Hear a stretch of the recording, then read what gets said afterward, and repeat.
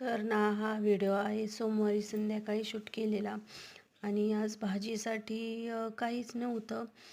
होते बटाटे आणि टोमॅटो, पण काय करावा ते समजत नव्हतं आणि आज उपवास होता सोमवार, त्यामुळे काहीतरी छान असं खाऊशी वाटत होतं. तर वरण तर सारखं बनवतोच ना आपण, त्यामुळं काय करावा हा विचार करून घेतला मोबाईल आणि पाहिली यूट्यूबवरती रेसिपी. तर म्हटलं आज ना डाळ फ्रायच बनवावं, डाळ तडका बोलतात त्याला काय. तर 1 वाटी मुगाची डाळ घेतली, 1 वाटी तुरीची डाळ घेतली आणि इथं कुकरला माझ्या नावं ठेवू नका, कारण माझा कुकर खूप खराब झाला आहे आणि तसंच मी वापरते. तर आता ही डाळ जी आहे ती स्वच्छ करून घेतली आणि धुवून घेते तिला.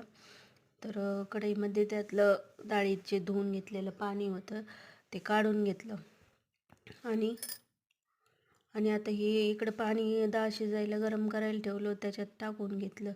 तर म्हणलं होतं चांगली तुमच्यासोबत रेसिपी शेअर करीन, पण काय झालं काय माहिती, मला ना व्हिडिओ शूट करायला लागलं का कोणी ना कोणी सारखं असतंच घरात, त्याच्यामुळं काय शूटच करता येत नाही ना. आमची कुकरची हालत बघा कशी झालेली आहे. तर मी काय करते, याच्यानं धड शिट्ट्या पण होत नाहीत आणि काहीच नाही. तर मग लावली डाळ शिजायला, बारीक गॅस केला आणि दिली ठेवून आणि एकीकडे घेतलं लगेच पीठ मळून. म्हणलं छान असा व्हिडिओ बनवीन आणि तुमच्यासोबत शेअर करीन, पण कशाचं काय आणि फाटक्यात पाय पूर्ण व्हिडिओ शूट नाही झाला. तर आता सकाळचं पीठ होतं थोडं फ्रीजमध्ये ठेवलेलं, मग म्हणलं थोडंसं आणखीन 2-4 चपात्याचं मळून घ्यावा.